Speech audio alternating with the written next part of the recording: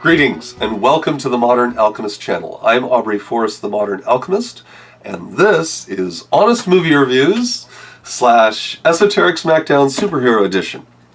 I know, it's crazy, right? I'm almost getting as bad as all the crossovers that you see in comic books between all the titles of shows here on the Modern Alchemist channel, but you're going to see that it's wildly appropriate here because might as well hit two birds with one stone, largely for the fact that both of these movies avail themselves as an opportunity to give them some criticism or compliment them, and also to deconstruct the esoteric elements which are present in the movie that you probably missed, but which popped out in my mind right away. So let's begin. We're going to talk about Captain America Civil War and X-Men Apocalypse, and we'll do Captain America Civil War first. The timing of this movie was perfect for me, by the way. I was in the middle of working on the Age of Aquarius video and doing my research for that and writing it. And then this movie comes out, and I'm thinking, great, I'm going to go see this movie. I started feeling better, and it was good for me to get out. And what do I see? This incredible movie where the entire plot line is absolutely everything that I was looking to demonstrate or illustrate in the Age of Aquarius video. And specifically the attributes which are inherent in an Aquarian age, or an age where the ruling planet is Saturn. Captain, while a great many people see you as a hero, there are some who'd prefer the word vigilante. You've operated with unlimited power and no supervision. That's something the world can no longer tolerate. You saying you'll arrest me? There will be consequences. Captain, you seem a little defensive. Well, it's been a long day. If we can't accept limitations, we're no better than bad guys. That's not the way I see it. Sometimes I want to punch you in your perfect teeth. So this is, as we discussed in the Age of Aquarius video, this is then going to be the ruling planet for the next 4,000 plus years, and what we're seeing in film and what we're seeing in television, what we're witnessing in governments around the world, is this not so subtle transition out of a previous ethos, a previous paradigm, a previous dogma, into a new one, just as discussed by George Herbert Walker Bush in the speech which I showed you a clip of in the Age of Aquarius video, the New World Order speech, where he clearly says this is a new world. It's going to be on different terms. It's something completely different than what you're used to. No longer is the law, rule of the jungle, going to take part. Now it's rule of law, which is a direct reference then to Saturn governing law, as it does. So here we are in Captain America Civil War. And the background story is that it continues on with what happened in the previous Avengers movie, and it continues on with the other Captain America movie, Winter Soldier. And so it brings all of those together, and you get to see all your heroes. Sadly, Marvel's becoming a victim of its own success, I believe, because especially when I was talking about this movie with some of my friends, if you've not seen all the other Marvel movies, and there are a lot of them now, you may not be invested in the characters which are suddenly making an appearance, and specifically like Ant-Man. You may not really identify with Paul Rudd and his cutesy, abashed mannerisms. Because you didn't have a chance to appreciate him in that role as Ant-Man if you missed that movie. And so there's a component to this new Captain America movie, which almost requires you to be up to date on the Marvel Cinematic Universe canon, or you might be adrift in the sea of it all. And that is in fact the case with this movie. That's probably the only major strike against it, because everything else was wonderfully executed. I loved Black Panther. I loved his fighting style. It was very exciting. I loved his vibranium cat suit, which, he's shrugging off 50 cal bullets like it's nothing. All of that was great. Bucky as Winter Soldier was again massively awesome. There are points in this movie which are just jarring because of how well executed they are, not the least of which is this final fight scene between Captain America and the Winter Soldier and Iron Man.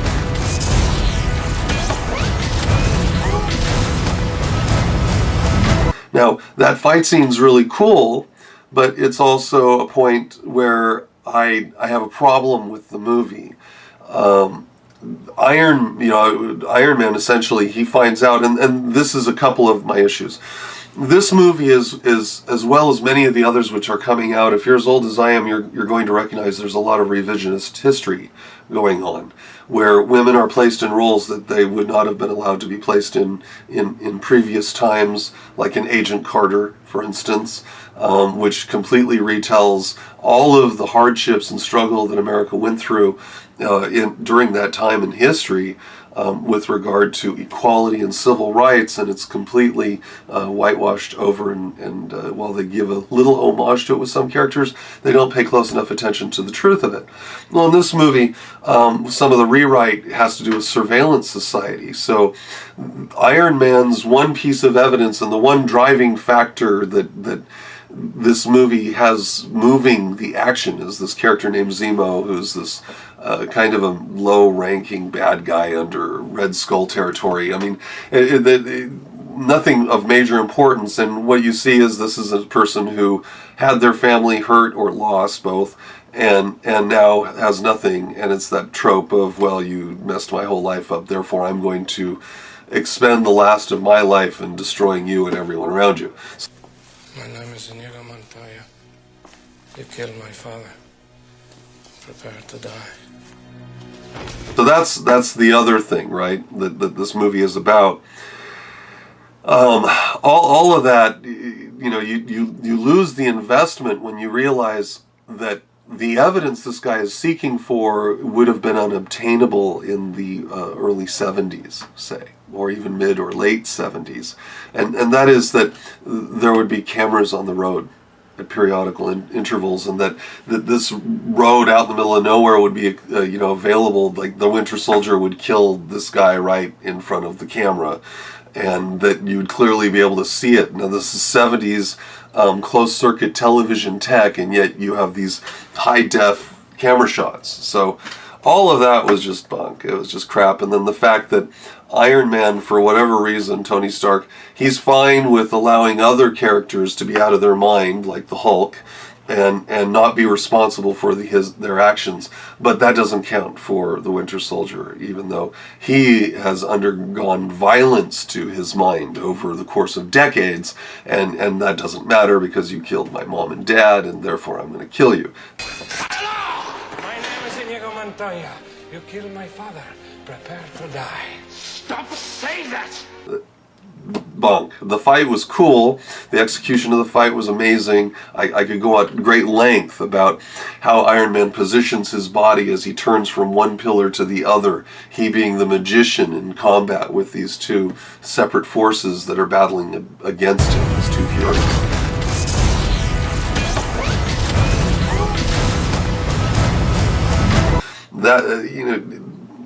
Anyway, so this was the better of the two movies. The next movie that we'll talk about here briefly is X-Men Apocalypse. You are all my children, and you're lost because you follow blind leaders. But I am here now. I'm here. Everything they built will fall! And from the ashes of their world We'll build a better one.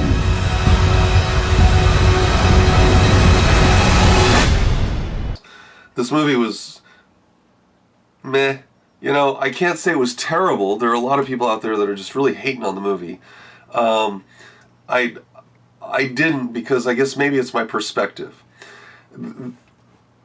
There comes a point when you begin to see certain patterns existent within science fiction stories, and you begin to want to get on board with people like Isaac Asimov, who reflected on science fiction and commented that, in fact, these are more like a reflection of our actual history than a future outcome.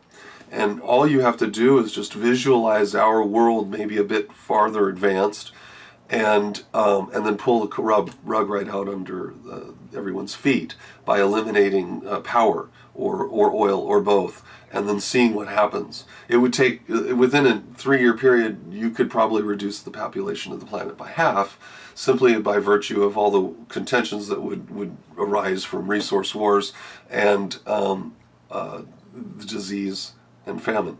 So, now push that back and visualize a world that was incredibly advanced, and then having that catastrophe hit it not just once but a couple times, wiping the slate clean and leaving only vestiges of previous civilizations. Now, the reason I mention this is because the X-Men movie begins in the year 3700 BC.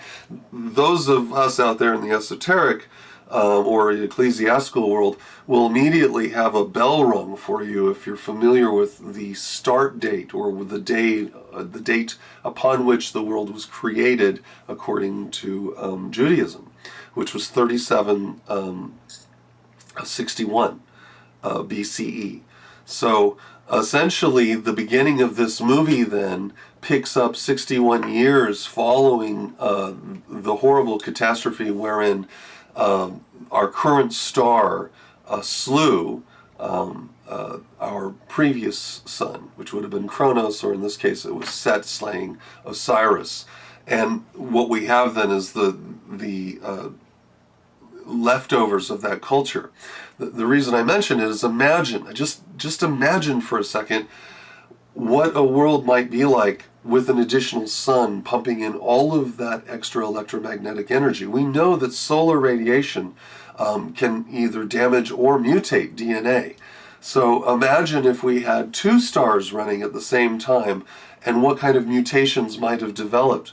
Is it possible that the mythologies involving heroes with vast strength and unusual powers and capacities, is it possible that these might not be so fanciful, but maybe a retelling of events where mankind was truly different than what it is today?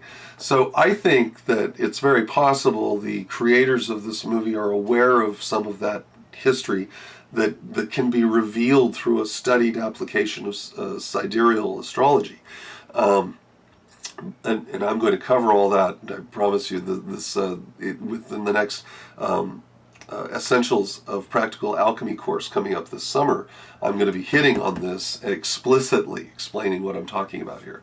But for the time being now, it seems like you have beings who were of previously greater power now among a community of humans which seem to be lacking a great deal of power, and they're in charge.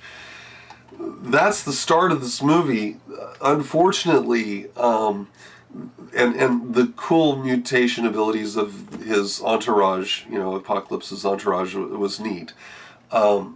Sadly, all of that gets lost later, and the decisions are illogical. Like, for instance, picking up Angel, when Angel's so underpowered by comparison to Magneto or Storm, that you just have to wonder why. So what? Even compared to Psylocke, Angel's just extraordinarily underpowered.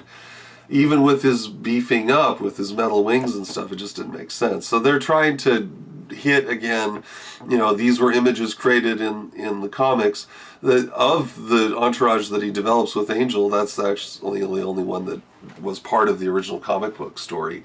And in truth, the original comic book story was extraordinarily poignant. Him losing his wings, to gangrene, then having him amputated. Like, it is really horrible. So the motive behind him joining Apocalypse wasn't, I'm drunk and pissed off, so yeah, screw it, let's do it. It was, I am destroyed as a being. I am heartbroken and depressed and angry and frustrated and confused and all of that together, and so yeah, sure, I'll do whatever to get my wings back. That's the original story, and you don't get that here. What you do get, actually, is what I like to call the movie for Hair Club for Men. And an explanation, by the way, as to why some of us lack hair and others don't. And the reason for it is because some point in my sleep, a superpowered being came along and super juiced my brain, and it burnt my hair off like this. No. No, but the movie would actually have you believe that, because as this Apocalypse being is trying to body snatch Professor Xavier, his hair falls out. It's literally like burnt off, and so between him and Storm both having their hair sort of, messed up and Powers, yeah, I didn't enjoy the movie that much. It wasn't so bad that I wanted my time back, and I was glad I saw it as a matinee.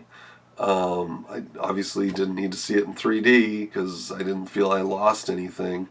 You get more of Quicksilver, Magneto's son, who is so extraordinarily dramatically overpowered that literally he runs so fast he might as well stop time, and which to me means that he could beat everyone up except for that he can't, because Apocalypse breaks his leg. You'd think, there are lots and lots of criticism out there. I'm not going to repeat any of the stuff that I'm sure you've already heard, and I probably have already repeated some of it. Just because a lot of it's very valid.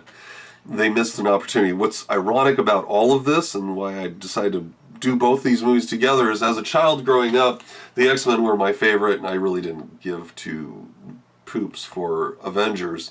Now it looks like Avengers is actually the better managed intellectual property, and X-Men are just receiving a horrendous treatment, which is unfortunate, right? So given what the potential was. Oh, and my biggest complaint, they had an opportunity here.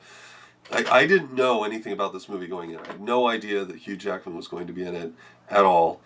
And yet, for whatever reason, Stryker, as Colonel Stryker or whatever, he captures them, takes them to his base, which also has Weapon X, Wolverine. And I'm thinking to myself, oh man, please let it be like some short, squat guy like Tom Hardy, or I don't know, just anybody who's under 5'7", let's say, although Wolverine should be Bob Hoskins.